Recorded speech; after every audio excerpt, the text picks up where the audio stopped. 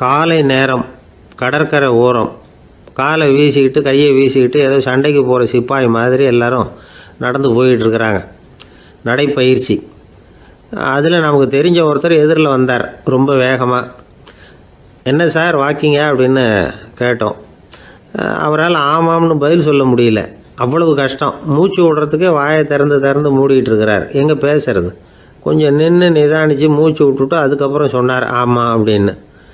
என்ன சார் இவ்வளவு வேகம்னோ? உங்கள் பேச்சை கேட்டுவிட்டு தான் சார் நடக்க ஆரம்பித்தோம். நீங்கள் தான் அடிக்கடி சொல்லிகிட்டு இருந்தீங்க நடக்கிறது நல்லதுன்னு. அன்னையிலேருந்து ஆரம்பிச்சுட்டேன். ஆனால் ரொம்ப கஷ்டமாக இருக்குது சார்.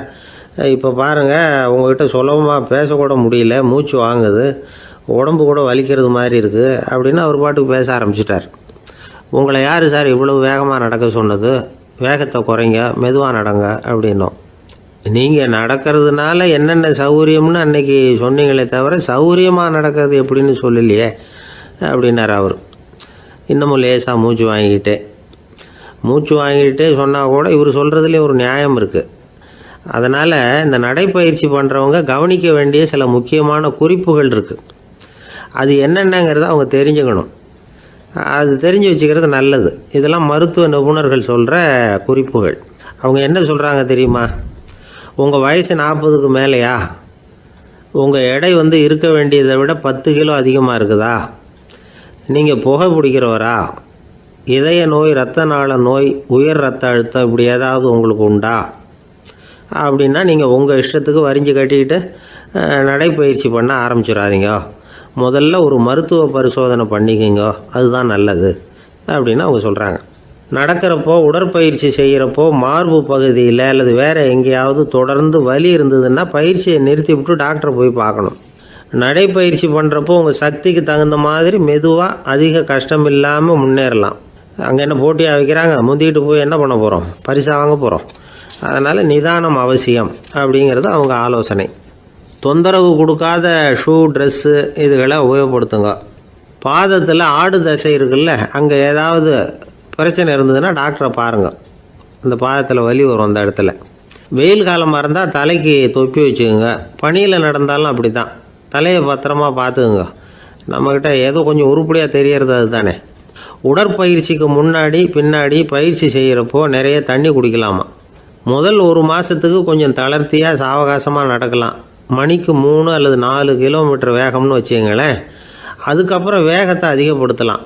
மணிக்கு 6 அல்லது 8 கிலோமீட்டர் அளவுக்கு நடக்கலாம். நல்லா கையை வீசிக்கிட்டு நடக்கணும். மூச்சு விடுற எண்ணிக்கை அதிகரிக்கணும். இது மாதிரி ஒரு 30 நிமிஷம் நடக்கலாம். தனியாக நடந்து போகிறதுக்கு உங்களுக்கு என்னமோ மாதிரி இருக்குதா? கூட யாரையாவது சேர்த்துக்குங்க. ஒரு குரூப்பாக சேர்ந்து போகலாம். நடக்கிறதுங்கிறத ஒரு சந்தோஷமான சமாச்சாரமாக ஆக்கிக்கணும். தினம் இப்படி நடக்க வேண்டி இருக்குதே அப்படின்னு புலம்பிக்கிட்டே போகக்கூடாது. சில பேர் நடக்கிறப்போ கடந்த காலத்தை அசை போட்டுக்கிட்டே போவாங்க. சில பேர் வருங்காலத்தை அசை போட்டுக்கிட்டே போவாங்க. சில பேர் முக்கியமான திட்டம்லாம் இப்படி நடக்கிறப்போ தான் தீர்மானம் பண்ணுவாங்க. நடக்கிறதுனால மன இறுக்கம் குறையுது, பரபரப்பு குறையுது, மன ஆற்றல் பெருகுது, தன்னம்பிக்கை வளருது, முதுமை தள்ளி போகுது, செயல்திறன் அதிகரிக்குது. இதை தவிர உடம்புக்கும் பல விதமான சௌகரியங்கள் ஏற்படுது. அதனால் இது வரைக்கும் நடக்க ஆரம்பிக்காதவங்க இனிமேல் இந்த குறிப்புகளை கவனத்தில் வச்சுக்கிட்டு நடக்க ஆரம்பிச்சுடலாம். சார்லஸ் லேம்ப் அப்படின்னு ஆங்கில இலக்கிய மேதை ஒருத்தர். அவர் ஒரு தரம் உடம்பு சரியில்லைன்னு டாக்டர்கிட்ட போனாராம். டாக்டர் அவரை பார்த்துட்டு, நீங்கள் தினமும் காலையில் வெறும் வயத்தில் நடக்கணும் அப்படின்னாராம். வெறும் வயத்தில் நடக்கிறதுக்கு நான் தயார், ஆனால் வயிறு கிடைக்கணுமே சார். யார் வயத்து மேலே நடக்கிறது டாக்டர் அப்படின்னு கேட்டாராம் இவர். தானத்தில் சிறந்தது எது அப்படின்னு ஒரு கேள்வியை கேட்டு, தானத்தில் சிறந்தது நிதானம் அப்படின்னு அதுக்கு ஒரு பதிலும் சொல்கிறவங்க உண்டு. நிதானம் ரொம்ப அவசியம். அதுவும் இன்றைய உலகத்துக்கு ரொம்ப அவசியம். இன்றைக்கி உலகம் ரொம்ப பரபரப்பாக போய்கிட்டு இருக்குது. பொறுமையாக இருக்கணும்னு நினைக்கிறவங்களால கூட அப்படி இருக்க முடியறதில்ல. பொறுமையை சோதிக்கிறது மாதிரி பல சம்பவங்கள். அதையெல்லாம் சந்திச்சே தீர வேண்டியிருக்குது. எங்கே போனாலும் க்யூவில் நிற்க வேண்டியிருக்குது. எங்கே போனாலும் காத்துக்கிட்டு இருக்க வேண்டியிருக்கு. ஆஃபீஸ்லேயோ வீட்லேயோ கூட நீங்கள் நிதானமாக பொறுமையாக நடந்துக்க தெரியலன்னா உங்களுக்கு சிடுமூஞ்சி, முசுடு இப்படிலாம் பேர் வச்சுருவாங்க. அது உங்களுக்கு தேவையா? சரி, வாழ்க்கையில் பொறுமைசாலின்னு பேர் வாங்கிறதுக்கு என்ன வழி? முதல் பாயிண்ட், நீங்கள் நினைக்கிறது, எதிர்பார்க்கறது, செய்கிறது எல்லாமே 100% கரெக்டாக நடக்கணும்னு ஆசைப்படக்கூடாது. எதுவாக இருந்தாலும் அதில் ஓரளவுக்கு தவறு நடக்கலாம் அப்படிங்கிறத எதிர்பார்த்தே இருக்கணும். ஓரளவுக்கு அதை அனுமதிக்கணும். ஒரு நண்பரை 6 மணிக்கு ஒரு இடத்துக்கு வர சொல்லியிருக்கிறீங்க, 6 மணிக்கு அவர் வரலை, உடனே பொறுமை இழந்து நடந்துக்கக்கூடாது. ஒரு 10 நிமிஷம் டிலே ஆகலாம். ஒரு வர்ற வழியில் பஸ்ஸு கூட ஏதாவது டிராஃபிக்கில் மாட்டியிருக்கலாம். அதெல்லாம் எதிர்பார்த்தே கொஞ்சம் காத்திருக்கிறதுல ஒன்றும் தப்பு இல்லை. சில சமயம் டிலே ஆகிறது கூட நல்லதாக முடியும். ஒரு பஸ்ஸை தவற விட்டுட்டு ஐயோ கொஞ்சம் ஒரு 2 நிமிஷம் முன்னாடி வந்திருந்தா பிடிச்சிருக்கலாமே அப்படின்னு தவிச்சிக்கிட்டு இருப்பாங்க சில பேர். அடுத்தபடியாக வர்ற பஸ்ஸு நேரடியாக நீங்கள் போக வேண்டிய இடத்துக்கே கொண்டு போய் விடுற பஸ்ஸாக கூட இருக்கலாம். அது உங்களுக்கு முன்னாடி தெரியாதுல்ல. சில நெருக்கடியான சூழ்நிலைகளை தமாஷா எடுத்துக்கிறதுக்கு பழகிக்கணும். சில இடங்களுக்கு போகிறப்ப காத்திருக்கிறதுக்கு நம்ம மனசை தயார்படுத்திக்கிட்டே போகணும். ஒரு ரயிலுக்கோ பஸ்ஸுக்கோ அல்லது விமானத்துக்கோ கப்பல் பிரயாணத்துக்கோ போகிறப்போ அங்கே போய் நீங்கள் மணிக்கணக்கில் கூட காத்துக்கிட்டு தான் இருக்கணும். புறப்படுற நேரம் கூட மாறலாம். நீங்கள் போய் சேர்ந்ததும் அது உடனே புறப்படணும்னு கட்டாயமாக என்ன? அது மாதிரி சமயத்தில் படிக்கிறதுக்குன்னு சில சுவாரஸ்யமான புத்தகங்களையும் கையில் எடுத்துக்கலாம். உங்களை சுற்றி எவ்வளவோ சுவாரஸ்யமான சம்பவங்கள் நடந்துக்கிட்டு இருக்குதுல்ல, அதையெல்லாம் வேடிக்கை பாருங்கள். எதுக்காக காத்துக்கிட்டு இருக்கிறோமோ அந்த காரியத்தில் உண்மையாகவே நமக்கு ஒரு அக்கறை இருந்தால் நமக்கு போர் அடிக்காது. சில கோயில்களில் பார்த்துருப்பீங்க, தரிசனத்துக்காக பக்தர்கள் நாள் கணக்கில் காத்துக்கிட்டு இருப்பாங்க. அவங்களெலாம் அழுத்துக்கிறது இல்லை. ஆண்டவனை தரிசிக்கணுங்கிற உண்மையான அக்கறை இருக்கிறதுனால அவங்களுக்கு போர் அடிக்கிறது இல்லை. ஆனால் சில சினிமா தியேட்டரில் கூட பார்க்கலாமே, சினிமா கியூ கூட அப்படி தான். சாயந்தரம் 6 மணி ஆட்டத்துக்கு காலம்பரம் 6 மணிக்கே போய் கூட காத்துக்கிட்டு இருப்பாங்க. அவங்களுக்கெல்லாம் போர் அடிக்காது, படம் பார்க்குற ஆர்வம். இன்னொரு முக்கியமான விஷயத்தை நாம் பழக்கப்படுத்திக்கணும். லிவ் ஃபார் தி மூமெண்ட் அப்படிங்கிறாங்க நிபுணர்கள். ரொம்ப பேர் எப்படின்னா அடுத்தபடியாக நடக்க போகிற விஷயத்திலேயே கவனமாக இருப்பாங்க. அந்த நினைப்புலேயே இந்த நிமிஷத்தை பொறுமை இல்லாமல் கழிப்பாங்க. ஒருத்தர் இருக்கார், அவர் எப்படின்னா ஆஃபீஸ் முடியறதுக்குள்ளேயே சார் 5 மணிக்கெல்லாம் ரெடியாக இருங்க, நாம் அந்த ஹோட்டலில் போய் டிஃபன் சாப்பிட்ணும் அப்படின்னு 4 மணிலேருந்து சொல்லிகிட்டு இருப்பார். 4:55 பரபரப்பாக ஓடி வருவார். 2 பேரும் புறப்படுவோம், ஹோட்டலுக்கு போவோம், சாப்பிட்டுக்கிட்டு இருப்போம். அப்படி சாப்பிட்டுட்டு இருக்கிறப்பே சார் சாப்பிட்டு முடித்ததும் நேராக ஒரு ஜவுளி கடைக்கு போகிறோம் அப்படிம்பார். பரபரக்க சாப்பிட்டு முடிப்பார், புறப்படுவார். ஜவுளி கடையில் அவசரமாக சீக்கிரம் பில் போடுங்க சார், சினிமாவுக்கு நேரம் ஆகிடும்பார்.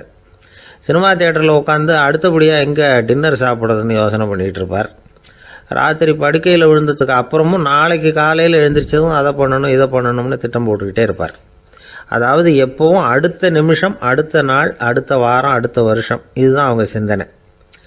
இந்த நிமிஷம் என்ஜாய்மெண்ட்டை அவங்க இழந்துடுறாங்களாம். அதனால தான் வாழ்நாள் பூரா பொறுமையின்மை, அவஸ்தை, அல்லல்.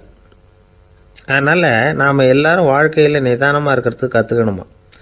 அதுக்காக இந்த நிதானத்துக்கு வேறு விதமான அர்த்தம் பண்ணிக்கக்கூடாது. ஒருத்தர் அப்படித்தான் ஒரு தடவை அவருடைய குதிரை காணாமல் போயிட்டு தான். அதுக்காக அவர் கவலைப்படலை, நிம்மதியாக இருந்தார், சந்தோஷமாக இருந்தார். என்ன சார் இது, உங்கள் குதிரை திருட்டு போயிட்டுதுங்கிறீங்க, நீங்கள் கவலைப்படாமல் இருக்கிறீங்களே அப்படின்னு கேட்டாங்களாம். அதுக்கு அவர் சொல்லியிருக்கார், நல்ல வேலை சார், கட்டியிருந்த குதிரை காணாமல் போயிருக்குது. நான் அது மேலே உட்காந்துருக்கிற சமயம் அது காணாமல் போயிருந்ததுன்னா, திருட்டு போயிருந்ததுன்னா நானும் சேர்ந்தில் காணாமல் போயிருப்பேன் அப்படின்னாராம். எவ்வளவு நிதானமான ஆள் பாருங்கள். ஒரு ஊரில் ஒரு மன்னர் இருந்தார். ஒரு நாள் அவருடைய அரசவைக்கு ஒரு ஓவியன் வந்தான். அவன் சீனா தேசத்திலிருந்து வந்தவன், தாவோ சிந்தனையாளன். அவன் அங்கே மன்னர் முன்னாடி நிற்கிறான். யாரும் செய்ய முடியாத ஒரு காரியத்தை என்னால் செய்ய முடியும்னா. இவன் இப்படி சொன்னதை கேட்டதும் ஏற்கனவே அங்கே இருந்த அரசவை ஓவியன் ஒருத்தனுக்கு கோபம் வந்துட்டுது. இதோ பாரு, இப்படிலாம் பேசக்கூடாது, நான் வேணும்னா உன்னுடைய சவாலை ஏற்றுக்கிறேன் அப்படின்னா. நாம் 2 பேரும் ஓவியம் தீட்டுவோம், அதை பார்த்துட்டு நம்ம 2 பேரில் யார் சிறந்த ஓவியன் அப்படிங்கிறத மன்னரே தீர்மானம் செய்யட்டும், என்ன சொல்கிற அப்படின்னு கேட்டான் அவன். அவனும் சரின்னு ஒத்துக்கிட்டான். போட்டி ஆரம்பமாச்சு. அரசர் அவங்களுக்கு 2 சுவர்களை ஒதுக்கி கொடுத்தார். 6 மாத காலம் அவகாசம் கொடுத்தார். 2 ஓவியர்களும் அவங்கவுங்க வேலையை ஆரம்பித்தாங்க. இரவு பகலாக வேலை செய்ய ஆரம்பிச்சுட்டாங்க. 6 மாதம் முடிஞ்சது. அரசர் பார்த்தார். முதல்ல தன்னுடைய அரசவை ஓவியர் தீட்டியிருந்த ஓவியத்தை பார்த்தார். ரொம்ப பிரமாதமாக இருந்தது, பாராட்டினார். இதோ பாரு, உன்னுடைய ஓவியம் அற்புதமாக இருக்குது, உயிரோட்டம் உள்ளதாக இருக்குது, கலையின் உச்சமே இதுதான், இதை விட சிறந்த ஒரு ஓவியத்தை வேற யாராலையும் படைக்க முடியாது அப்படின்னார். அதுக்கப்புறம் அந்த சீன ஓவியன்கிட்ட போனார். எங்கே உன்னுடைய ஓவியம்னு கேட்டார். திரைச்சீலையை விலக்கி விட்டு பாருங்கன்னா மன்னர் அந்த திரைச்சீலையை விளக்குனார். உள்ளே ஓவியம் இருக்க வேண்டிய இடம் கண்ணாடி மாதிரி தெரிஞ்சுது. அவன் அந்த 6 மாத காலமாக அந்த சுவரை தேய்ச்சி தேய்ச்சி கண்ணாடி மாதிரி ஆக்கி வச்சிருக்கிறான். அதுக்கு நேராக எதிர் சுவரில் அரசவை ஓவியம் தீட்டின ஓவியம் இருக்குது. அது எதிரில் இருந்த இந்த கண்ணாடியில் பட்டு பிரதிபலிக்குது. மன்னர் யோசனை பண்ண ஆரம்பித்தார். அப்புறம் அந்த சீன ஓவியனை பார்த்து கேட்டார், இதை பாரு, நீ என்னுடைய ஆளை தோற்கடிச்சுட்ட அப்படிங்கிறதுல சந்தேகம் இல்லை. ஆனாலும் எங்களை ஏமாத்தி இருக்கிற, எந்த ஓவியமும் நீ வரையிலையே அப்படின்னார். அரசே, இதுதான் உண்மையான ஓவியம், உயிருள்ள ஓவியம். இது மனோபாவங்களை பிரதிபலிக்கும், மாறுகின்ற காலங்களை அப்படியே காட்டும் அப்படின்னா அந்த சீன ஓவியன். கையால் வரைகிற ஓவியங்களில் சலனம் இல்லை. கண்ணாடி அப்படி கிடையாது. சக்தியின் ஓட்டம் அதில் எப்பவும் இருந்துக்கிட்டே இருக்கும். கண்ணாடி மட்டுமே ஜீவன் உள்ள ஓவியமாக இருக்க முடியுங்கிறத அந்த சீன ஓவியன் தெரிஞ்சு வச்சிருந்தான். ஏன்னா அவன் ஒரு தாவோ சிந்தனையாளன். ஒவ்வொரு குழந்தையும் இந்த கண்ணாடியோடு தான் பிறக்குது. ஆனால் நாம் என்ன செய்கிறோம்னா ஓவியங்களை கண்ணாடி மீது பதிப்பிச்சு விடுறோம். கண்ணாடி நம்மளை பிரதிபலிக்குது. நம்முடைய அழகோ அவலட்சணமோ கண்ணாடியை பாதிக்கிறது இல்லை. ஏன்னா அதுக்கு மனம் கிடையாது. கடந்து போன வினாடியை பற்றி அது சிந்திக்கிறது இல்லை. அடுத்த கணத்தை பற்றின எதிர்பார்ப்பும் அதுகிட்ட கிடையாது. அதுதான் பற்றற்ற நிலை. மனிதனுக்கு தேவைப்படுறது அதுதான். கண்ணாடிக்கிட்ட இருந்து நாம் கற்றுக்கொள்ள வேண்டிய பாடம் இது. வாழ்க்கையில் மனிதர்களை நேசிக்கலாம், உலகின் அழகையெல்லாம் பிரதிபலிக்கலாம், ஆனால் எதையும் பற்றி கொண்டு விடக்கூடாது அப்படிங்கிறது பெரியவர்கள் அறிவுரை. துயரம்ங்கிறது பற்றுக்களின் சாயை. கண்ணாடி முன்னாடி நிற்கிறப்போவெல்லாம் நமக்கு இந்த ஞாபகம் வரணுமா. ஒரு குடும்ப தலைவர் ஒரு நாள் காலையில் விடிஞ்சு எழுந்திரிச்சதும் சத்தம் போட்டார். யார் இந்த கருங்குரங்கு படத்தை என் ரூமில் கொண்டாந்து மாட்டி வச்சது அப்படின்னு கத்தினார். சமையல் கட்டிலிருந்து மனைவி பதில் சொன்னாங்க, தூக்க கலக்கத்தில் உளராதிங்க, நல்லா பாருங்க, அது படம் கிடையாது, முகம் பார்க்குற கண்ணாடி அப்படின்னாங்க. ஒரு பள்ளிக்கூடம் வகுப்பு நடந்துக்கிட்டு இருக்கு. ஆசிரியர் பாடம் நடத்திக்கிட்டு இருக்கிறார். நடத்தி முடித்த உடனே கேட்டார், மாணவர்களே, இதுவரைக்கும் நான் நடத்தின பாடத்தில் உங்களுக்கு ஏதாவது சந்தேகம் இருக்கா அப்படின்னு கேட்டார். அப்புறம் ஒவ்வொருத்தராக கேட்டார். ஒரு மாணவன் எழுந்திரிச்சான். சார், எனக்கு சந்தேகம் எதுவுமே இல்லைன்னா. ஏன்னு கேட்டார். ஏன்னா எனக்கு நீங்கள் நடத்தின பாடம் தெளிவாக புரிஞ்சுட்டுது, அதனால் சந்தேகம் வரலன்னா. இன்னொரு மாணவன் எழுந்திரிச்சான். சார், எனக்கும் சந்தேகம் எதுவும் இல்லைன்னா. ஏண்டான்னு கேட்டார். ஏன்னா எனக்கு நீங்கள் நடத்தின பாடம் எதுவுமே புரியல, அதனால் சந்தேகம் வரல அப்படின்னா. இந்த இடத்துல நாம் கொஞ்சம் சிந்திச்சு பார்க்கணும். இந்த உலகத்தில் எல்லாம் புரிஞ்ச ஒருத்தனுக்கும் சந்தேகம் வராது, எதுவுமே புரியாத ஒருத்தனுக்கும் சந்தேகம் வராது. அறகுறையாக புரிஞ்சுக்கிட்டவன் இருக்கான் பாருங்க, அவனுக்கு தான் அடிக்கடி சந்தேகம் வரும். ஆக மாணவர்களை இந்த 3 வகையாக பிரிக்கலாம். அதே மாதிரி தான் மனிதர்களையும் 3 வகையாக பிரிக்கிறாங்க ஆன்மீகவாதிகள். ஒரு ஆன்மீக பெரியவர் என்ன சொல்கிறார் தெரியுமா? இந்த உலகத்தில் 3 வகையான மனிதர்கள் இருக்கிறாங்களாம். முதல் வகை எப்படி தெரியுமா? இவங்களுக்கு எதையும் தெரிஞ்சுக்கணுங்கிற அவசியமே கிடையாது. ஏன்னா அவங்களுக்கு எல்லாமும் தெரியும். இவங்க ஞானத்தின் முழு வடிவாக இருக்கிற காரணத்தினால அவங்களுக்கு எந்த சந்தேகமும் இல்லை, எந்த கேள்விகளும் கிடையாது. இந்த நிலையில் இருக்கிறவன் கிருஷ்ணன். எல்லாத்துக்கும் விட தெரிஞ்சுக்கிட்ட நிலையில் அவன் விடையாக மாறிவிட்டான் அப்படின்னு சொல்லுவாங்க. 2வது நிலையில் இருக்கிறவன் அர்ஜுனன். இவனுக்கு எப்போ பார்த்தாலும் கேள்விதான், சந்தேகம்தான். பதில் சொல்ல சொல்ல அவனுக்கு இருக்கிற சந்தேகமும் அதிகமாகிக்கிட்டே இருக்கும், குறையவே குறையாது. அர்ஜுனன் மாதிரி உள்ளவங்க எப்பவும் கேள்வி கேட்டுக்கிட்டே இருப்பாங்க. ஒரு கேள்விக்கு விட கிடைச்சுட்டுன்னு வைங்க, உடனே இன்னொரு கேள்வி அவங்ககிட்ட இருந்து வரும். கிருஷ்ணனுடைய நிலை எப்படின்னா அது கேள்விகளே அற்ற ஒரு நிலை. அர்ஜுனனுடைய நிலை எப்படின்னா அது கேள்விகளை தவிர வேறு எதுவும் அற்ற ஒரு நிலை. இவங்களை தவிர இன்னொரு ஆள் இருக்கிறான், அவனுக்கும் கேள்விகள் அற்ற ஒரு நிலை தான். அவன் யாருன்னா துரியோதனன். இவனுக்கு தெரிஞ்சுக்கணுங்கிற எண்ணமே சுத்தமாக கிடையாது. ஆவலே இல்லைங்கிறதுனால அதை புரிஞ்சுக்கணுங்கிற அவசியமும் இல்லை. அதனால் அவனுக்கு கேள்விகள் அற்ற ஒரு நிலையில் அவன் இருந்துக்கிட்டு இருக்கிறான். எல்லா பதிலும் தெரிந்து கொண்ட நிலையில் கிருஷ்ணனும் கேள்விகள் அற்ற நிலையில் இருக்கிறான். தெரிஞ்சுக்கணுங்கிற ஆவலே இல்லாத துரியோதனனும் கேள்விகள் அற்ற நிலையிலே இருக்கிறான். இப்படியும் இல்லாமல் அப்படியும் இல்லாமல் 2ம் கெட்டான் நிலையில் இருக்கிறானே, அவன் தான் அர்ஜுனன். அதனால் பெரியவங்கள்லாம் என்ன சொல்கிறாங்கன்னா, இந்த உலகத்தில் அர்ஜுனன்களாக இருக்கிறவங்க ஒன்று துரியோதனனாக மாறிடணும், இல்லைன்னா கிருஷ்ணனாக மாறிடணும். இதை தவிர வேறு வாய்ப்பு இல்லை. துரியோதனன் மாதிரி உள்ளது விலங்கு நிலை, கிருஷ்ணன் மாதிரி உள்ளது தெய்வ நிலை. அர்ஜுனன் விலங்காகவும் ஆக முடியல, தெய்வமாகவும் ஆக முடியல. இப்படி ரெண்டும் கெட்டானா இருக்கிற வரைக்கும் இந்த கேள்விகளும் பிரச்சனைகளும் இருந்துக்கிட்டே தான் இருக்கும். இதுதான் பெரியவர்கள் சொல்லுகிற அனுபவ உண்மை. ஒரு ஆசிரியர் ரொம்பவும் விரிவாக விளக்கமாக பாடம் நடத்தின பிறகு, மாணவர்களே ஏதாவது சந்தேகம் இருந்தால் கேளுங்கன்னாராம். ஒரு மாணவன் எழுந்திரிச்சான். சார், எனக்கு ஒரு சந்தேகம்னா. என்னன்னு கேட்டார். இது வரைக்கும் என்ன பாடம் சார் நடத்துனீங்க அப்படின்னா அந்த பையன். ஒரு ஊரில் ஒருத்தர் இருந்தான்.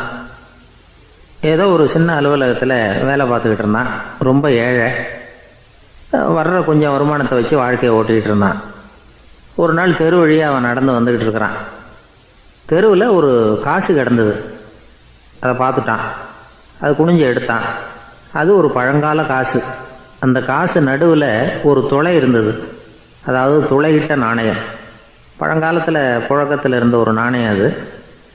துளையிட்ட நாணயம் கிடச்சிதுன்னா ரொம்ப நல்லது, அது அதிர்ஷ்டம் அப்படின்னு ஒரு நம்பிக்கை உண்டு. இவன் கையில் அது கிடைச்சதும் ரொம்ப சந்தோஷப்பட்டான். இனிமேல் என்னுடைய கஷ்டம்லாம் தீரப்போகுது, அதிர்ஷ்டம் என்னை தேடி வரும், நான் பணக்காரன் ஆகிடுவேன் அப்படின்னு சொல்லிட்டு அந்த காசை தன்னுடைய கோட்டு பையில் பத்திரமா போட்டு வச்சுக்கிட்டான். அடிக்கடி அதை தொட்டு பார்த்துக்கிறது உண்டு, வெளியில் எடுக்க மாட்டான். இப்படியே கொஞ்ச காலம் ஆச்சு. அதுக்கப்புறம் என்னாச்சு தெரியுமா? நிஜமாகவே அதிர்ஷ்டம் அவனை தேடி வர ஆரம்பிச்சிட்டுது. செல்வம் குவிஞ்சுது. பணம், பதவி, புகழ் எல்லாம் சேர்ந்தது. சமூகத்தில் அவன் ஒரு பெரிய மனுஷன் ஆயிட்டான். எல்லாரும் அவனை பாராட்டினாங்க. அவன் எதை தொட்டாலும் வெற்றி, எல்லாம் அந்த காசோட மகிமை அப்படின்னு அவன் மனசுக்குள்ளே நினச்சிக்கிட்டான். தினமும் காலையில் அந்த கோட்டை போட்டுக்கிட்டு தான் வெளியில் கிளம்புவான். புறப்படுறதுக்கு முன்னாடி கோட்டு பாக்கெட்டை தொட்டு பார்த்துக்குவான், உள்ளே காசு இருக்கா அப்படிங்கிறத உறுதிப்படுத்திக்குவான். அதுக்கப்புறம் தான் வெளியில் கிளம்புவான். இப்படியே பல வருஷம் ஓடி போச்சு. ஒரு நாள் அவனுக்கு அந்த ஆசை வந்துட்டுது, அதாவது அந்த துளையிட்ட நாணயத்தை எடுத்து கண்ணால் பார்க்கணும் அப்படின்னு. காலையில் சாப்பிட்டுக்கிட்டு இருந்தான். அப்போ தன்னுடைய மனைவிகிட்ட சொன்னான், ரொம்ப நாளைக்கு அப்புறம் என்னுடைய அந்த நாணயத்தை இன்றைக்கி வெளியில் எடுத்து பார்க்க போகிறேன்னா. என்னத்துக்கு அது, இப்போ அதை பார்க்க வேணாமே அப்படின்னு மெதுவாக இழுத்தாங்க அந்த அம்மா. இல்லை நான் பார்த்தே தீரணும் அப்படின்னு அவன் தன்னுடைய சட்டை பைக்குள்ளே கையை விட்டான். உள்ளே இருந்த நாணயத்தை வெளியில் எடுத்தான். பார்த்தா அவனுக்கு ஆச்சரியமாக போச்சு. அந்த நாணயத்தில் துளையே இல்லை. என்ன ஆச்சு அப்படின்னு சொல்லி அவன் ரொம்ப குழம்பி போயிட்டான். இப்போ அந்த அம்மா சொன்னாங்க, நான் தான் ஒரு நாள் உங்கள் கோட்டு ரொம்பவும் தூசியாக இருக்கேன்னு சொல்லி அதை ஜன்னலுக்கு வெளியில் உதறினேன். உள்ளே இருந்த அந்த காசு அப்போ எனக்கு தெரியாது, ஞாபகத்தில் இல்லை. அது தெருவில் விழுந்துட்டது போல இருக்கு. அதுக்கப்புறம் எவ்வளவோ தேடி பார்த்தேன், கிடைக்கல. அதுக்குள்ளே அதை யாரோ எடுத்துகிட்டு போயிட்டாங்க போல இருக்கு. அது இல்லைங்கிறது உங்களுக்கு தெரிஞ்சால் வருத்தமாக இருக்குமேங்கிறதுக்காக நான் தான் வேற ஒரு நாணயத்தை எடுத்து சட்டை பைக்குள்ளே வச்சுட்டேன் அப்படின்னு விவரத்தை சொன்னாங்க அந்த அம்மா. இது எப்போ நடந்ததுன்னு கேட்டான். உங்களுக்கு அந்த காசு கிடைச்சதே அன்னைக்கு மறுநாளே இது நடந்து போச்சு அப்படின்னாங்களாம். இதை கொஞ்சம் யோசனை பண்ணி பாருங்கள். அவனுக்கு அதிர்ஷ்டத்தை கொடுத்தது அந்த நாணயம் இல்லை, அவனுடைய நம்பிக்கை, அதாவது தன்னம்பிக்கை. அதுதான் வேலை செஞ்சிருக்கு. இதிலிருந்து நாம் தெரிஞ்சுக்க வேண்டியது என்னென்னா, வாழ்க்கையில் முன்னேற நினைக்கிறவங்களுக்கு தன்னம்பிக்கை ரொம்ப முக்கியம். அது இல்லைன்னா முன்னேற முடியாது. ஒருத்தன் சொன்னானா, நான் எப்போவுமே என்ன தான் சார் நம்புவேன், மற்றவங்கள நம்ப மாட்டேன். நேற்றுக்கு பாருங்கள், திடீர்னு 10 பேர் என்னை அடிக்க வந்துட்டாங்க, நான் ஒருத்தனாகவே அதை சமாளித்தேன் அப்படின்றான் ரொம்ப பெருமையாக. அது எப்படின்னு கேட்டாங்களாம். ஒரே ஓட்டமாக அங்கேருந்து ஓடி வந்துட்டேன் அப்படின்னு நானா. வாழ்க்கையில் ரொம்பவும் அடிபட்டு அல்லல் போட்டுக்கிட்டு இருக்கிற ஒருத்தர் வந்தார். மனசு ரொம்பவும் நொந்து போய் பேசினார். இந்த உலகத்தில் மனுஷனாக பிறந்ததை விட மாடாக பிறந்திருக்கலாம் சார் அப்படின்னார். திடீர்னு என்கிட்ட இப்படி சொன்னால் அதுக்கு நான் என்னங்க பண்ண முடியும் அப்படின்னேன். உங்ககிட்ட வரணும்னு தோணுச்சு, அதனால் வந்தேன் அப்படின்னார். சரிங்க, இப்படி ஒரு யோசனை வந்ததுக்கு என்ன காரணம் அப்படின்னு சொல்லி அவர்கிட்ட கேட்டேன். அதுக்கு அவர் சொன்னார், என் பையனுக்கு வேலை தேடுறேன் கிடைக்கல, பொண்ணுக்கு மாப்பிள்ளை தேடுறேன் கிடைக்கல, வீடு கட்டுறதுக்கு கடன் கேட்குறேன் கிடைக்கல, மாடாக பிறந்திருந்தா இது மாதிரி கவலையெல்லாம் கிடையாதுல்ல, பேசாமல் வைக்கோலை தின்னுக்கிட்டு அசை போட்டுக்கிட்டே கடந்து விடலாமே அப்படின்னார் அலட்சியமாக. அதுக்கப்புறம் தான் அவர் சொன்ன கருத்தை நானும் கொஞ்சம் அசைப்போட ஆரம்பித்தேன் மனசுக்குள்ளே. இப்போது இயற்கையை பொறுத்த வரைக்கும் அது நாம் எல்லாரும் மகிழ்ச்சியாக வாழணும் அப்படின்னு தான் விரும்புது. விலங்குகள், பறவைகள், தாவரங்கள், அப்புறம் மற்ற உயிரினங்கள் எல்லாமும் நல்லபடியாக இருக்கணும் அப்படிங்கிறது தான் இயற்கையோட விருப்பம். அதில் ஒன்றும் சந்தேகம் இல்லை. இயற்கையோட அமைப்பை கொஞ்சம் கவனித்து பார்த்தா அதை நாம் நல்லா புரிஞ்சுக்கலாம். இருந்தாலும் இந்த ஆள் சொன்னதை கேட்ட பிறகு தான் ஒரு முக்கியமான வேறுபாடு புரிஞ்சுது. அதாவது இந்த உலகத்தில் உள்ள முக்கியமான பிரச்சனைகள் 6. அந்த 6 பிரச்சனைகளும் ஆடு மாடுகளுக்கு கிடையாது, மரம் செடி கொடிகளுக்கு கிடையாது. ஆனால் மனுஷன் அந்த 6 பிரச்சனைகளையும் சந்திக்க வேண்டியிருக்கு. சரி, அந்த 6 பிரச்சனைகள் என்னென்ன தெரியுமா? முதல்ல இந்த ஆடு மாடுலாம் நமக்குன்னு சொந்தமாக ஒரு வீடு இல்லையே அப்படின்னு கவலைப்பட்டுக்கிட்டு இருக்கிறதில்ல. ஆனால் மனிதனுக்கு வீடு தேவைப்படுது. இது ஒரு வித்தியாசம். இப்போ 2வது பிரச்சனை என்னென்னா ஆடை பிரச்சனை. ஒரு கோழியோ சேவலோ நாம் போட்டுக்கிறதுக்கு ஒரு சட்டை இல்லையே அப்படின்னு கவலைப்படுறதில்ல. ஆனால் மனுஷனுக்கு அந்த கவலை உண்டு. சரி, இப்போ 3வது என்னன்னு பார்த்தா கல்வி பிரச்சனை. ஒரு பசுமாடு கவலையோடு நின்றுக்கிட்டு இருக்கு அப்படின்னு வச்சுக்குவோம். நீங்கள் அதுக்கிட்ட போய் ஏன் பசுமாடை கவலையோடு நின்றுக்கிட்டு இருக்கிற அப்படின்னு கேட்குறீங்க. என் கண்ணுக்குட்டிக்கு எல்கேஜியில் இடம் கிடைக்கல, டொனேஷன் கொடுக்கறதுக்கு கையில் பணமும் கிடையாது, சிபாரிசுக்கு யாரை பிடிக்கிறதுன்னு தெரியல, இப்படியா சொல்லிகிட்டு இருக்கோம். அதுக்கு அந்த கவலையெல்லாம் கிடையாது. ஆனால் மனிதனுக்கு அந்த கவலை உண்டு. 4வது என்னன்னு பார்த்தீங்கன்னா வேலை வாய்ப்பு பிரச்சனை. வேலை கிடைக்கலையே அப்படின்னு வேப்ப மரம் கவலைப்படுறதில்ல, ஆனால் மனுஷன் கவலைப்படுறான். 5வது என்னன்னு பார்த்தா கல்யாண பிரச்சனை.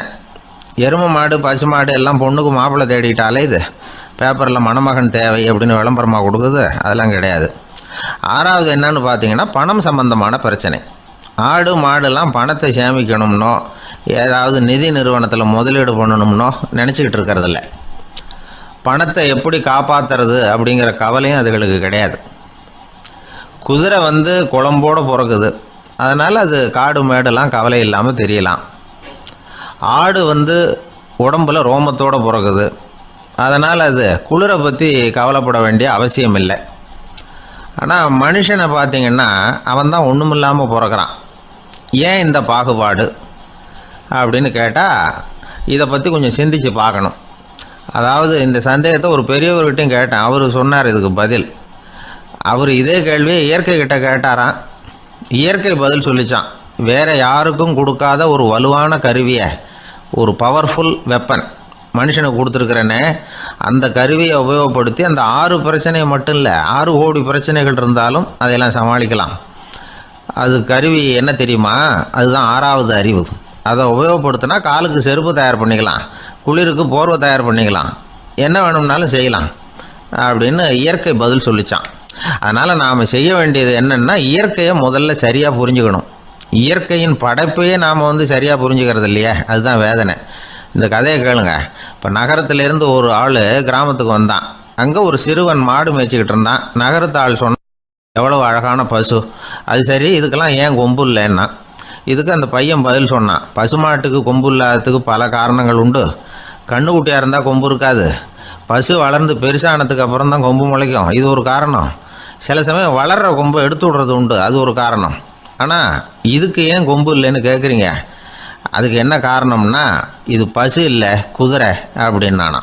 கத்தியை தீட்டாதே புத்தியை தீட்டு அப்படின்னு ஒரு பெரியவர் புத்தி சொன்னார். அதை கேட்ட ஒரு இளைஞன், அது எப்படி பெரியவரை புத்தியை தீட்டுறது? கத்தியை தீட்டுன்னு சொன்னால் ஒரு கருங்கல்லில் கத்தியை தேய்க்கலாம், புத்தியை தீட்டுன்னு சொன்னால் எப்படி தலையை கொண்டுட்டு போய் தரையில் தேய்ச்சிக்கிட்டு இருக்க முடியுமா அப்படின்னா. அந்த பெரியவர் உடனே புரிஞ்சுக்கிட்டார், இந்த இளைஞனுக்கு புத்தி கூர்மை கம்மி அப்படிங்கிறத புரிஞ்சுக்கிட்டார். அது சரி, அறிவுக்கும் புத்திசாலித்தனத்துக்கும் என்ன வித்தியாசம்? இது ஒரு முக்கியமான கேள்வி. அறிவுன்னா என்ன, புத்திசாலித்தனம்னா என்ன? இதே கேள்வியை சாக்ரட்டிஸ் கிட்ட அவருடைய சீடன் ஒருத்தன் கேட்டானான். ஐயா, அறிவுக்கும் புத்திசாலித்தனத்துக்கும் என்னங்க வித்தியாசம் அப்படின்னு கேட்டிருக்கான். சாக்ரட்டிஸ் நிமிர்ந்து பார்த்துருக்கிறார் அந்த சீடனை. அதுக்கப்புறம் சொன்னாராம், நான் சொல்கிறேன் உன்னுடைய கேள்விக்கு பதில், ஆனால் அதுக்கு முன்னாடி நீ ஒரு காரியம் பண்ணணும்னாரான். என்னங்க செய்யணும் சொல்லுங்கன்றிருக்கான். அதோ பாரு ஒரு பெரியவர் உட்காந்துருக்கிறாரு, அவர்கிட்ட போ, இங்கேருந்து பக்கத்தில் இருக்கிற அந்த கிராமத்துக்கு போய் சேர எவ்வளவு நேரம் ஆகும் அப்படின்னு கேட்டுட்டு வா அப்படி சொன்னார் சாக்ரட்டிஸ். சரின்னு சொல்லிவிட்டு இவன் போனான். அந்த பெரியவர் முன்னாடி போய் நின்னான். ஏங்க பெரியவரை, இங்கேருந்து அதோ தெரியுத அந்த கிராமத்துக்கு போய் சேர்றதுக்கு எவ்வளோ நேரம் ஆகும் அப்படின்னு கேட்டான். பெரியவர் நிமிர்ந்து பார்த்தார். ஆனால் பதில் எதுவும் சொல்லலை. இவன் மறுபடியும் ஒரு தடவை அதே கேள்வியை அவர்கிட்ட கேட்டான். என்னங்க, நான் கேட்குறது உங்கள் காதில் விழுதா? அந்த கிராமத்துக்கு போய் சேர்றதுக்கு எவ்வளோ நேரம் ஆகும் அப்படின்னு சொல்லி மறுபடியும் கேட்டான். அப்பவும் அவர் பதில் சொல்லலை. உடனே அவன் மனசுக்குள்ளே முடிவு பண்ணிக்கிட்டான். சரி, பெரியவர் ஒரு மாதிரியாக தெரிகிறார், புத்தி சுவாதீனம் சரியில்லாத ஒரு மாதிரி தெரியுது அப்படின்னு நினச்சிக்கிட்டே வந்த வழியிலே திரும்பி வந்துட்டான். கொஞ்சம் தூரம் நடந்திருப்பான். இப்போ அந்த பெரியவர் மறுபடியும் கூப்பிட்டார். இளைஞனே இப்படி வாழ்னார். இவனுக்கு ஒன்றும் புரியல. மறுபடியும் திரும்பி நடந்தான். அவர் முன்னாடி போய் நின்னான்.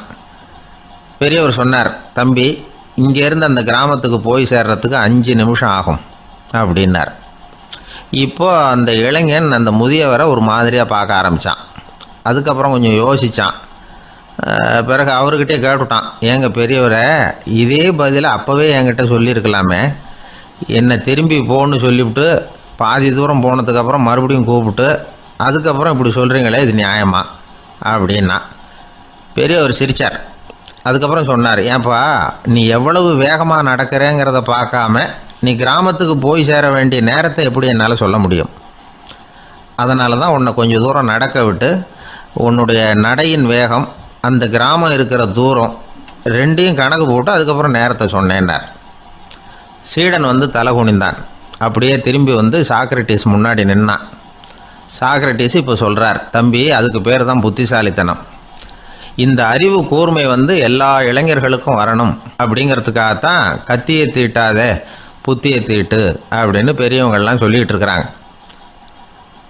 புத்தியை தீட்டுறவங்கெல்லாம் வாழ்க்கையில் அறிவாளியாகிறாங்க, தீட்டாதவங்க கோமாளியாகிறாங்க. இதுதான் இன்றைக்கி நடக்கிறது. அதனால் அறிவு கூர்மைங்கிறது வேறு. இந்த காலத்து ஆசாமி ஒருத்தர் இன்னொருத்தரை பார்த்து கேட்டார், ஏங்க, ஒரு விமானம் இங்கேருந்து புறப்பட்டு 2 மணி நேரத்தில் மதுரைக்கு போய் சேருது. நல்லா கவனிங்க, ஒரு விமானம் இங்கேருந்து புறப்பட்டு 2 மணி நேரத்தில் மதுரைக்கு போய் சேருது அப்படின்னா என்னோடய வயசு என்னன்னு கேட்டார். இவர் கேட்குறதுல ஏதாவது அர்த்தம் இருக்கா? அதாவது இங்கேருந்து புறப்பட்டு 2 மணி நேரம் ஆகுது மதுரைக்கு போகிறதுக்கு, அப்படின்னா என் வயசு என்னன்னு கேட்குறாரு. இதை கேட்ட உடனே அவர் பதில் சொன்னார், அப்படின்னா உங்களோட வயசு 20 அப்படின்னார். எப்படிங்க அவ்வளவு கரெக்டாக சொன்னீங்க அப்படின்னு கேட்டார். வேறு ஒன்றும் இல்லை, எங்கள் பக்கத்து வீட்டில் ஒரு முழு பைத்தியம் இருக்குது, அதோட வயசு 40, அப்படின்னா உன் வயசு 20 தான் இருக்கணும் அப்படின்னார். அரை பைத்தியம்னு முடிவு பண்ணிக்கிட்டார். அதனால் வாழ்க்கையில் அறிவு கூர்மைங்கிறது ரொம்ப அவசியம். அந்த புத்திசாலித்தனம் இருக்கிறவங்க வாழ்க்கையில் வெற்றி பெறுவது நிச்சயம். ஒரே ஒரு ஊரில் ஒரு ராஜா இருந்தார். அவர் பேரில் மக்களுக்கு ரொம்ப மரியாதை. அவ்வளவு நல்லா ஆட்சி புரிஞ்சுக்கிட்டு வந்தார். அவருக்கு வயசாயிட்டுது. அதனால் ஒரு நாள் அமைச்சரை கூப்பிட்டார். இதை பாருங்கள், எனக்கு வயசாயிட்டுது, அதனால் இந்த அரச பொறுப்பையெல்லாம் நீங்கள் ஏற்றுக்குங்க அப்படின்னார். அதுக்கப்புறம் ராணியை கூப்பிட்டார். வா, நாம் இனிமேல் இங்கே இருக்க வேணாம், காட்டுக்கு போய் தவம் பண்ணலாம் அப்படின்னு கூப்பிட்டார். இந்த செய்தி மக்களுக்கு அறிவிக்கப்பட்டது. மக்கள் உடனே கூட்டம் கூட்டமாக அரண்மனைக்கு வர ஆரம்பிச்சுட்டாங்க. மன்னரை போய் பார்க்குறாங்க. அரசே, தாங்கள் வந்து எங்களுக்கு தந்தை மாதிரி, நீங்கள் காட்டுக்கு போயிட்டால் நாங்கள்லாம் இங்கே எப்படி இருக்க முடியும்? எங்களுக்கெல்லாம் எந்த துன்பமும் இல்லாமல் பார்த்துக்கிட்டு வர்றீங்க. இது மாதிரியான ஒரு அரசாட்சி இல்லைன்னா மக்கள் வந்து வாழ்ந்து என்ன பயன் அப்படின்னாங்க. இருந்தாலும் என்ன பண்ணுறது, வயசாயிட்ட காரணத்தினால இந்த முடிவுக்கு வர வேண்டியிருக்குது அப்படின்னாராம் ராஜா. அப்படின்னா நீங்கள் காட்டுக்கு போக வேணாம், நாங்கள் போகிறோம். நாங்கள் அங்கே போய் தவம் பண்ணுறோம், வழிபாடு பண்ணுறோம், கடவுள் வருவார், அவர்கிட்ட வரம் வாங்கிட்டு வந்துடுறோம் அப்படின்னாங்களாம். அப்படி சொல்லிவிட்டு உடனே எல்லாரும் காட்டுக்கு போனாங்க. நாட்டு மக்கள் எல்லாரும் ஒட்டு மொத்தமாக வந்து காட்டில் உட்காந்துக்கிட்டு தவம் பண்ணுறதை பார்த்தார் கடவுள். உடனே புறப்பட்டு வந்தார். எல்லாரும் இப்படி வந்து உட்காந்துருக்கிறீங்களே, என்ன வேணும் உங்களுக்கு அப்படின்னு கேட்டார். உடனே மக்கள் எல்லாரும் ஒரு குரலில் சொன்னாங்க, சுவாமி, எங்கள் மன்னன் ரொம்ப நாளைக்கு நல்லபடியாக இருக்கணும். அவர் வந்து மகிழ்ச்சியாகவும் உடல் நலத்தோடும் இருந்தால் தான் நாங்கள் அமைதியாக வாழ முடியும் அப்படின்னாங்க. சரி, அதுக்கு என்ன செய்யணும் அப்படின்னார் ஆண்டவன். எங்கள் மன்னருக்கு இன்னும் ஒரு 100 வருஷம் ஆயுளை கொடுங்க அப்படின்னாங்க. அவ்வளவு தானே, சரி அப்படியே ஆகட்டும் அப்படின்னு சொல்லிவிட்டு ஆண்டவன் போயிட்டார். மக்கள் மகிழ்ச்சியோடு திரும்பி வந்தாங்க. மன்னா, கடவுள் வரம் கொடுத்துட்டார், நீங்கள் 100 வருஷம் வாழ போகிறீங்க அப்படின்னாங்க. இதை கேட்டதும் ராணி ராஜாவை வணங்கி நான் தவம் செய்ய போகிறேன் அப்படின்னு புறப்பட்டாங்க. உடனே மக்கள் என்ன நினச்சாங்க தெரியுமா? ஐயோ, நாம் ராஜாவுக்கு மட்டும்தானே நீண்ட ஆயுள் வேணும்னு வரம் வாங்கினோம், ராணிக்கு வாங்கலையே, அதுதான் கோபத்தில் புறப்பட்டாங்க போல இருக்கு அப்படின்னு நினச்சி வருத்தப்பட்டாங்க. ஆனால் ராணி நினச்சது அது இல்லை. ராணி போய் தவம் பண்ணாங்க, கடவுள் காட்சி கொடுத்தார். இவங்க கேட்குறாங்க, சுவாமி, ராஜாவுக்கு மட்டும் 100 வருஷம் ஆயுள்னு வரம் கொடுத்துட்டீங்க, அப்படின்னா குடிமக்களும் 100 வருஷம் இருக்கணும்.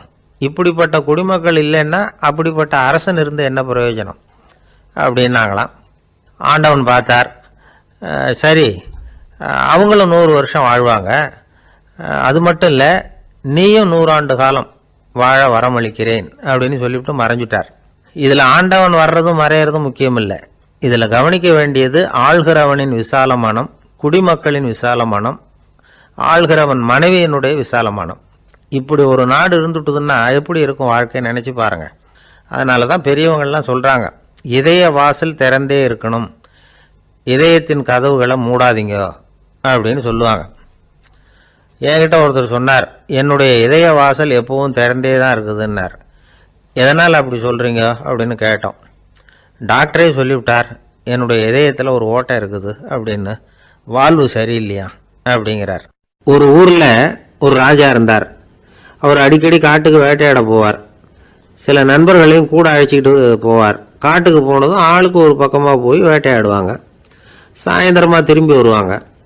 மறுநாள் அரண்மனையில் உட்காந்து ஒவ்வொருத்தரும் அவங்க அனுபவங்களை எல்லாம் சொல்லிக்குவாங்க. அவங்க வீரத்துக்கு தகுந்த மாதிரி பரிசை அந்த ராஜா கொடுப்பார். இது மாதிரி ஒரு தடவை எல்லாரும் வேட்டைக்கு போயிட்டு திரும்பி வந்ததும் உட்காந்து பேச ஆரம்பிச்சிருக்கிறாங்க. ஒருத்தன் சொன்னான், தன்னுடைய வீர செயலை பற்றி அளக்க ஆரம்பிச்சிட்டான். ஏன்னா அதுக்கு பரிசு கிடைக்க போகுதில்ல, அதனால். அவன் என்ன சொன்னான் தெரியுமா? அரசே, நேற்றுக்கு காட்டில் என்னாச்சு தெரியுமா? எனக்கு நேராக ஒரு சிங்கம் வாயை திறந்துக்கிட்டு வந்துட்டுது. நான் பயப்படவே இல்லை. உடனே ஒரு கல்லை எடுத்து குறி பார்த்து வீசினேன். சிங்கத்து வாய்க்குள்ளே போய் அந்த கல் மாட்டிக்கிட்டுது. அவ்வளவுதான். அந்த சிங்கம் என்னை பார்த்துட்டு பயந்துட்டு ஒரே ஓட்டமாக திரும்பி ஓடி போயிட்டுது அப்படின்னா. ஆஹா பலே அப்படின்னு எல்லாரும் கை தட்டினாங்க. 2வது ஆள் ஒருத்தன் எழுந்திரிச்சான். அவன் சொல்ல ஆரம்பித்தான், அரசே, நான் போன வழியில் 2 பெரிய மலைப்பாம்பு கிடந்தது, என்னை மூங்கிறதுக்கு வந்தது. நான் என்ன பண்ணேன் தெரியுமா? அந்த 2 பாம்போட வாலையும் ஒன்றா சேர்த்து முடிச்சு போட்டுட்டேன். அவ்வளவுதான். அது அங்கே இழுக்க, இது இங்கே இழுக்க, முடிச்சு நல்லா இறுகி போட்டுது அப்படின்றான். ஆஹா அற்புதம்னு சொல்லி எல்லாரும் கை தட்டினாங்களாம். அடுத்தபடியாக 3வது ஆள் ஒருத்தன் வந்தான். அவன் சொல்ல ஆரம்பித்தான், மன்னா, நான் போன பாதையில் குறுக்க ஒரு ஆறு, அதில் இறங்கி குளித்தேன். யாரோ காலை பிடிச்சி இழுக்கிறது மாதிரி இருந்தது. திரும்பி பார்த்தா ஒரு பெரிய முதலை. நான் உடனே அப்படியே ஒரு துள்ளல் துள்ளி அது முதுகில் போய் உக்காந்துக்கிட்டேன். அதை அப்படியே கரைக்கு நீந்த வச்சேன். கரைக்கு வந்து சேர்ந்ததும் அப்படியே ஒரே துள்ளி குதித்து கரைக்கு வந்துட்டேன் அப்படின்றான். அவன் தன்னுடைய வீரத்தை அப்படி சொல்லியிருக்கான். அடடா, எப்பேற்பட்ட வீரம் அப்படின்னு எல்லாரும் கை தட்டினாங்களாம். 4வது ஆள் எழுந்திரிச்சான். மன்னா, நான் போன இடத்துல ஒரு கரடி வந்து என்னை துரத்த ஆரம்பிச்சுட்டுது. நான் ஒரு மலை உச்சிக்கு வந்துட்டேன். அதுக்கப்புறம் ஒரு அடி எடுத்து வச்சாலும் அதில் பாதாளத்தில் விழ வேண்டியது தான். அந்த நேரம் பார்த்து ஒரு பெரிய ராட்சச கழுகு அந்த பக்கமாக பறந்து வந்தது. நான் உடனே அப்படியே உயர எழும்பி அந்த கழுகோட காலை பிடிச்சிக்கிட்டேன். அப்படியே தொங்கிக்கிட்டே வந்தேன். ஒரு நல்ல இடம் வந்ததும் தொப்புன்னு கீழே குதிச்சு நடந்து வந்துட்டேன். இதுக்கும் எல்லாரும் கை தட்டுறாங்க. கடைசியாக ஒரு ஆள் எழுந்திரிச்சான். அரசே, நான் வந்து போன வழியில் ஒரு பெரிய யானை குறுக்க வந்தது. பயங்கரமாக சத்தம் போட்டுக்கிட்டே வந்தது. நான் பயந்து ஓடலை. உடனே என்ன பண்ணேன் தெரியுமா? அந்த யானையோட வாலை பிடிச்சி தூக்கினேன். தலைக்கு மேலே தூக்கி கரன்னு சுற்றினேன். வேகமாக சுற்றி வீசி எறிஞ்சேன். அவ்வளவுதான். அதே ஸ்பீடில் அந்த யானை மேலே போக ஆரம்பிச்சுட்டுது. இன்னும் கூட அது போய்கிட்டே தான் இருக்குது, கீழே விழவே இல்லைன்னா. இதை கேட்டதும் ராஜாவுக்கு கோபம் வந்துட்டுது. என்னை என்ன முட்டாள்னு நினச்சிக்கிட்டு பேசுறியா? யானையை வந்து நீ வாழை பிடிச்சி தூக்குன, அதை நான் நம்பணுமா அப்படின்னார்.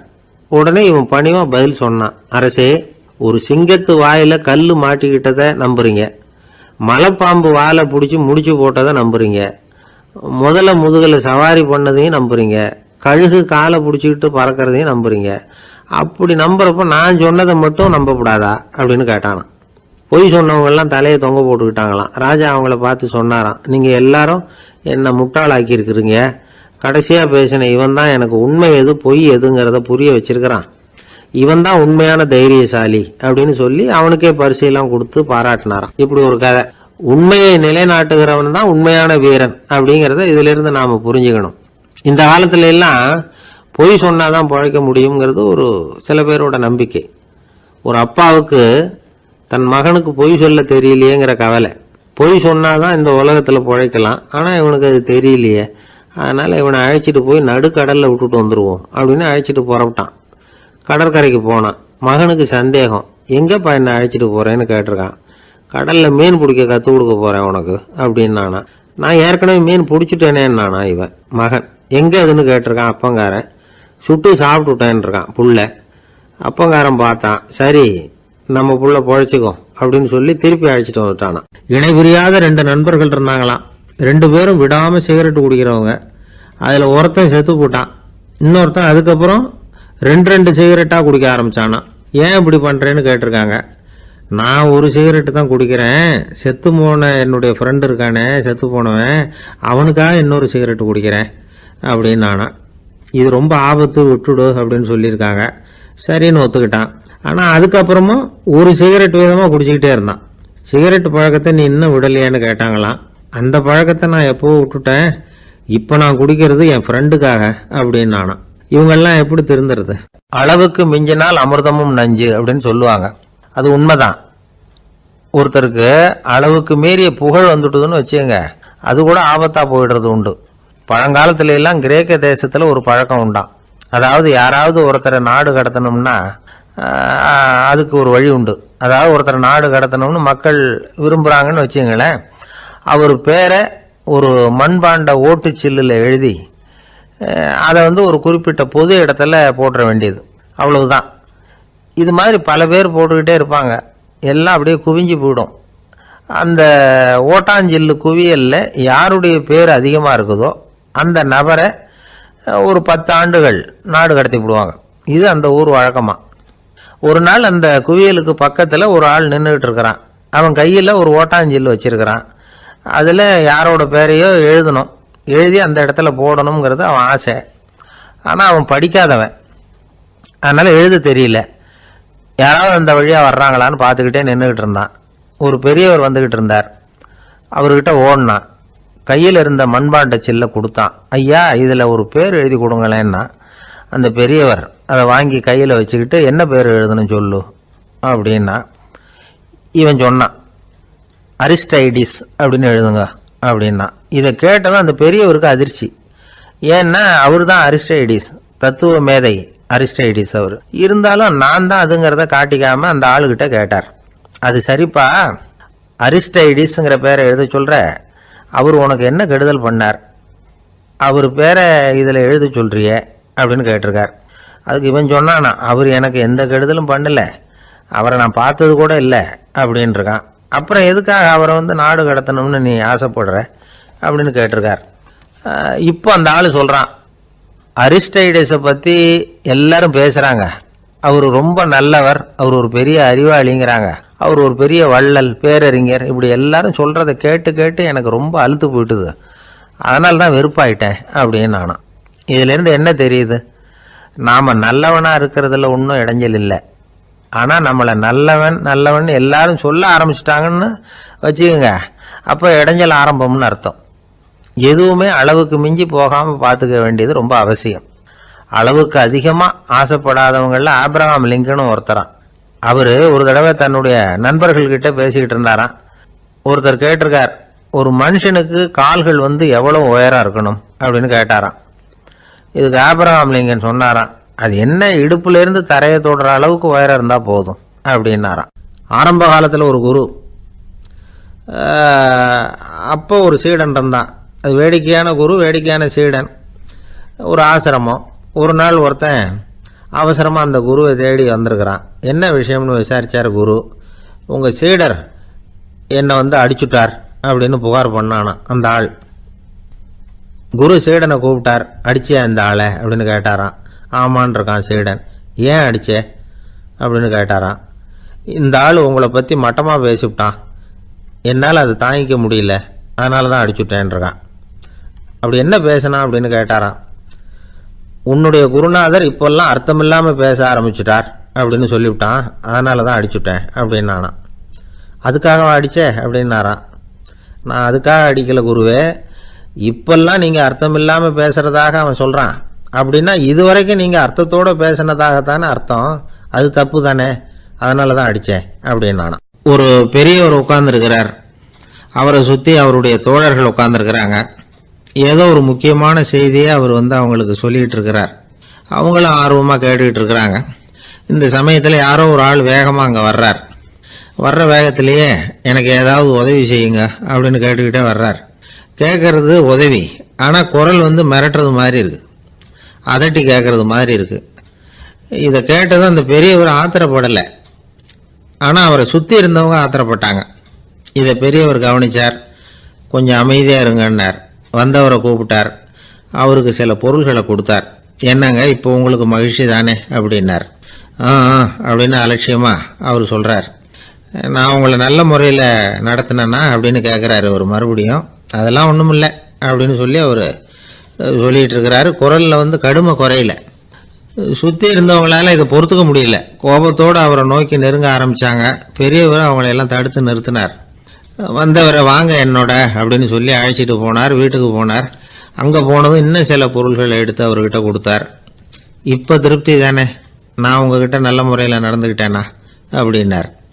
அவர் முகம் இப்போ தான் கொஞ்சம் மலர்ந்தது. ரொம்ப நன்றி, இறைவன் உங்கள் குடும்பத்துக்கு எல்லா நன்மைகளையும் செய்வான் அப்படின்னு சொன்னார். இதே வார்த்தைகளை என்னுடைய தோழர்கள்கிட்டே சொல்லிட்டீங்கன்னா அவங்க கோபம் தணிஞ்சிரும், வர முடியுமான்னார். கண்டிப்பாக வர்றேன் அப்படின்னாரு. மறுநாள் காலையில் அந்த இடத்துக்கு வந்தார். அதே மாதிரி சொல்லிவிட்டு அவர் போயிட்டார். தோழர்கள்லாம் ரொம்ப வியப்போடு பெரியவரை பார்த்தாங்க. அந்த பெரியவர் தான் நபிகள் நாயகம். அவர் சொன்னார், ஒருத்தன் ரொம்ப ஆசையாக ஒரு ஒட்டகத்தை வளர்த்துக்கிட்டு வந்தான். ஒரு நாள் அந்த ஒட்டகம் கயத்தை அறுத்துக்கிட்டு ஓடி போயிட்டுது. அக்கம் பக்கத்தில் இருக்கிறவங்கெல்லாம் அந்த ஒட்டகத்தை பிடிக்கிறதுக்கு முயற்சி பண்ணாங்க. அதை துரத்திக்கிட்டு ஓடினாங்க. ஒட்டகம் தாறுமாறாக ஓட ஆரம்பிச்சுது.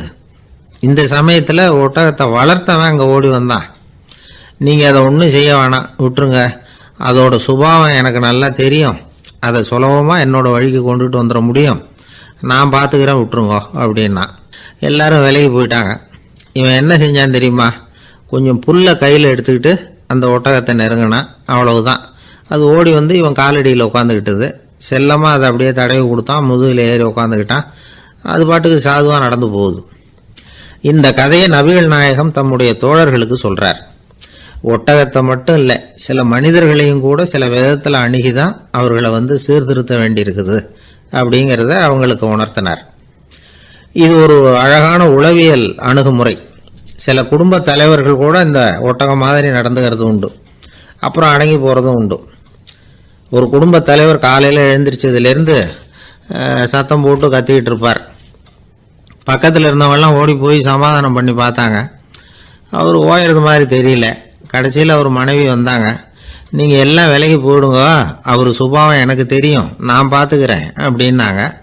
சரின்னு எல்லாரும் போயிட்டாங்க. சாயந்தரமாக பார்க்குறாங்க, அவர் சத்தம் இல்லாமல் ஒரு மூலையில் உட்காந்துருக்கிறார், ரொம்ப சாதுவா. ஆச்சரியமாக இருந்தது.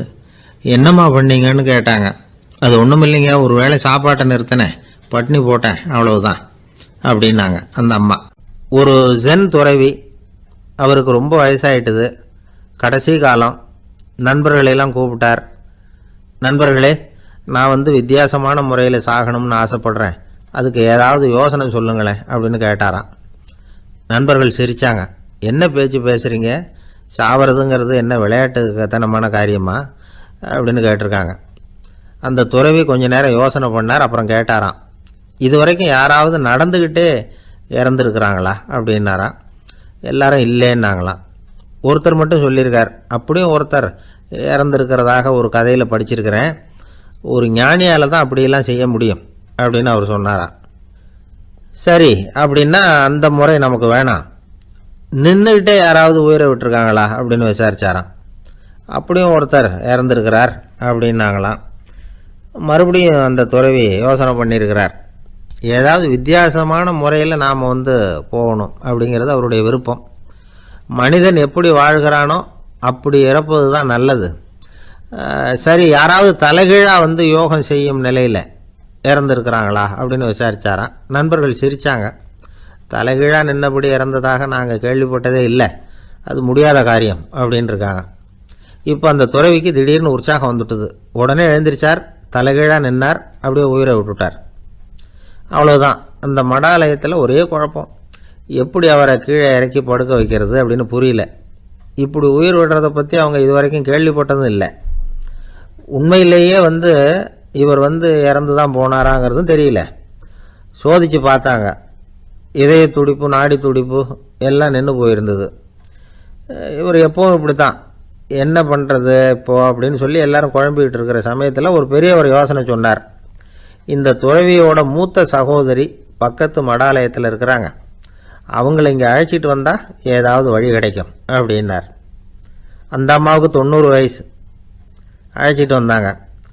ஒரு குச்சியை ஊன்றிக்கிட்டு அப்படியே மெதுவாக நடந்து வந்தாங்க. தம்பி தலைகீழாக நின்று உயிர் விட்டு இறக்கிறத பார்த்தாங்க. தம்பின்னு கூப்பிட்டு பார்த்தாங்க, ஒன்றும் காணோம். உடனே என்ன பண்ணாங்க, தன்னுடைய கைத்தடியால் தம்பியோட உடலை ஒரு தட்டினாங்க. ஏப்பா, சாகிறப்பவும் உன்னுடைய குறும்புத்தனத்தை விடலையா? இப்படியாடா சாகிறது, ஒழுங்காக செத்து தொலை அப்படின்னாங்களாம். அவ்வளவுதான். உடனே அந்த துறவி திரும்பி நேராக நின்னார். அக்கா, கோவப்படாத, நான் ஒழுங்காக சாகிறேன், எப்படி செத்தா என்ன, எல்லாம் எனக்கு ஒன்று தான் அப்படின்னு சொல்லிவிட்டு அப்படியே தரையில் படுத்து உயிரை விட்டாராம். அதுக்கப்புறம் அந்த அம்மா கோலை கையில் எடுத்துக்கிட்டு அப்படியே திரும்பி கூட பார்க்காம அவங்க பாட்டுக்கு போயிட்டாங்களாம். மரணத்தை ஒரு விளையாட்டாக ஆக்கிய அந்த துறவிக்கு வாழ்க்கையே ஒரு விளையாட்டாக தான் இருந்திருக்குது. எந்த நோக்கமும் இல்லாமல் செயல்படுறதுன்னா என்னங்கிறதும் அவருக்கு தெரிஞ்சிருக்குது. பயனை எதிர்பார்க்காம பணி செய்து வாழ்ந்து மறைந்த மகான் அவர். தம்முடைய தொழிலை விளையாட்டு போல செய்ய தெரிஞ்சவருக்கு வாழ்க்கையே ஒரு விளையாட்டாக மாறிடும். எல்லாமே விளையாட்டாகி விடுகிற போது மரணமும் விளையாட்டாகிவிடும் அப்படிங்கிறது தான் அந்த தத்துவம். ஆனால் அதுக்கு முன்னாடி உங்களுக்குள்ளே இருக்கிற உண்மையான நடிகனை நீங்கள் அடையாளம் கண்டுபிடிக்கணும். நீங்கள் நடிக்க வேண்டியதே இல்லை, நீங்கள் ஏற்கனவே நடிச்சுக்கிட்டு தான் இருக்கிறீங்க. நீங்கள் இந்த உண்மையை தெரிஞ்சுக்கணும், அவ்வளவுதான். இதுதான் ஞானிகளுடைய கருத்து. வாழ்க்கையை சரியாக புரிஞ்சுக்கிட்டால் எல்லாமே நடிப்புங்கிறது புரியும். கல்யாண பத்திரிக்கை அனுப்பியிருந்தேனே, ஏன்டா வரலன்னு கேட்டான் ஒருத்தன். வந்திருந்தேனே அப்படின்னானா இவன். டேய், ஏன்டா போய் சொல்கிற, நான் பத்திரிக்கையே உனக்கு அனுப்பலையே அப்படின்ட்டுருக்கான் அவன். அதுக்கு இவன் சொன்னானா, பத்திரிக்கை அனுப்புனேன்னு நீ போய் சொல்கிறப்போ கல்யாணத்துக்கு வந்தேன்னு நான் போய் சொல்லக்கூடாதா அப்படின்னானா. விவசாயிகள் அவங்க விவசாயம் முன்னேறி இருக்கிற அளவுக்கு விவசாயிகளுடைய வாழ்க்கை தரம் முன்னேறலை. அந்த அளவுக்கு அவர்கள் நாட்டுக்காக உழைச்சிக்கிட்டு இருக்கிறாங்க. அந்த காலத்திலே அதை பற்றி ஒரு கதை சொல்கிறது உண்டு. ஒரு வயசான ஆள் நிலத்தில் ஏறு ஊதுகிட்டு இருந்தாராம். கிழிஞ்சு போன ஒரு சின்ன துண்டை தான் இடுப்பில் கட்டியிருந்தாராம். தலையில் ஒரு கந்தலை சுற்றி இருந்தார். உடம்பு பூரா சேரு, ரொம்ப ஏழை. ஏறு ஓட்டிகிட்டு இருக்கிறவர் வேறு எப்படி இருப்பார்? இருந்தாலும் அந்த ஆள் ரொம்ப ஜாலியாக பாட்டு பாடிக்கிட்டே ஏறு ஊதுகிட்டு இருந்தாராம். உடம்புல தான் அவர் ஏழையை தவிர மனசில் ஒரு ஏழையாக தெரியல. அந்த சமயத்தில் அந்த நாட்டு ராஜா அந்த பக்கமாக குதிரை மேலே வந்தாராம். வேட்டைக்கு போயிட்டு பரிவாரங்களோடு திரும்பி வந்துகிட்டு இருக்கிறார். ரொம்ப செல்வ செழிப்பில் இருக்கிற ராஜா அவர்.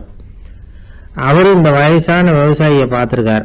இந்த ஆள் ரொம்பவும் ஏழைங்கிறது அவர் பார்த்தாவே பளிச்சுன்னு தெரியுது. கட்டிக்கிறதுக்கு நல்ல துணி இல்லை, உடம்போ இழைச்சி போயிருக்குது, வயது முதுகில் போய் ஒட்டிக்கிட்டு இருக்கு, கண்ணு குழு விழுந்து போயிருக்குது. ஆனாலும் முகத்தை பார்த்தா சந்தோஷமாக இருக்கிற மாதிரி இருக்கு. இவ்வளவு உற்சாகமாக பாடிக்கிட்டு இருக்கிறாரு அப்படின்னு ஆச்சரியமாக நினச்சி பார்த்தார் அந்த ராஜா. சரி, அவர்கிட்ட கொஞ்சம் பேச்சு கொடுத்து பார்க்கலாம் அப்படின்னு முடிவு பண்ணார். ஐயா பெரியவரே, இப்படி கொஞ்சம் வர முடியுமான்னாராம். பொழுது போகிறதுக்குள்ளே நான் இந்த வயல் பூரா உழவு ஓட்டி ஆகணும், அதனால் பேசுறதுக்கு நேரம் இல்லை அப்படின்னாராம் அந்த பெரியவர். என்ன அவ்வளவு அவசரமா? மீதி இருந்தால் நாளைக்கு உழுதக்கூடாதா? அது சரி, உனக்கு எத்தனை ஏக்கர் நிலம் இருக்குது அப்படின்னு விசாரிச்சிருக்கார் ராஜா. எனக்குன்னு சொந்தமாக உள்ளங்கை அளவு கூட நிலம் கிடையாது. இது எங்கள் முதலாளியோட நிலம். இதை பூராவும் உழுது முடிச்சாதான் அவர் கூலி கொடுப்பார். நான் கூலிக்கு ஊதுகிட்டு இருக்கிறேன். உங்ககிட்ட பேசிக்கிட்டு இருந்தா அவருக்கு துரோகம் பண்ணது மாதிரி ஆயிடும் அப்படின்னாராம். ராஜா குதிரையை விட்டு கீழே இறங்கினார். வரப்பில் நடந்து அந்த பெரியவர்கிட்டயே போனாராம். சரி, ஒரு நாள் பூரா உழுதான் உனக்கு எவ்வளவு கூலின்னு கேட்டிருக்கார். 8 அணா கூலி கிடைக்கும்னாராம் அவர். இது ரொம்ப காலத்துக்கு முன்னாடி நடந்த ஒரு சம்பவங்கிறதுனால அப்போ 8 அணா கூலிங்கிறது ரொம்ப பெருசு. இருந்தாலும் அதுவும் அந்த ராஜாவுக்கு பெரிய கூலியா தெரியல. இவ்வளவு தானா, இதை வச்சுக்கிட்டு நீ எப்படி காலம் தள்ளுற அப்படின்னாராம். ஒன்றும் கவலை இல்லை அப்படின்னாராம் அவரு. ராஜாவுக்கு ரொம்ப ஆச்சரியமா போச்சு.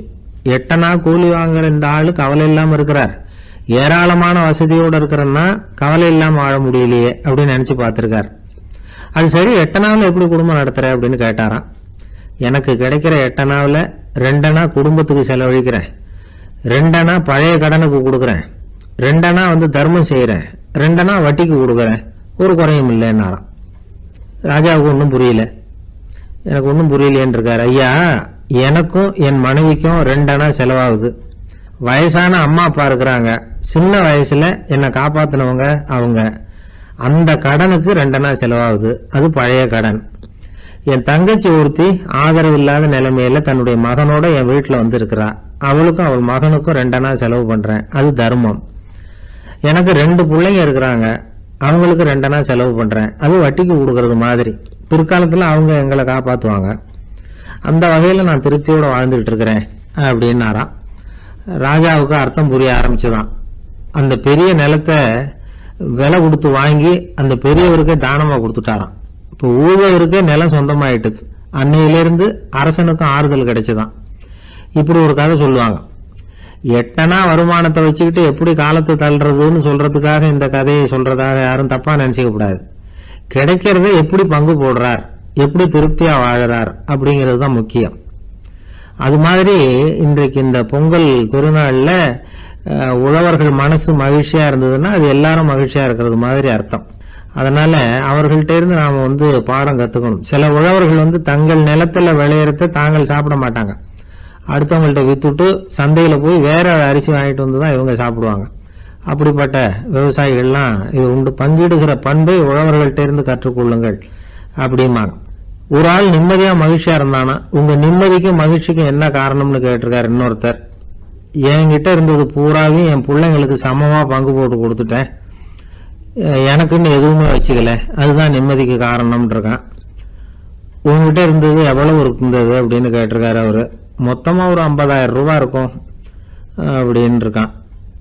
அவ்வளவும் பணமாவே இருந்ததா அப்படின்னு கேட்டிருக்காங்க அவங்க. இல்லைங்க, அவ்வளவும் கடன், அதை தான் பிரிச்சு கொடுத்துருக்கேன் பிள்ளைங்க கிட்ட அப்படின்னு நானா. அவன் நம்பிக்கை இல்லைன்னா இந்த உலகத்தில் நாம் நடமாடவே முடியாது.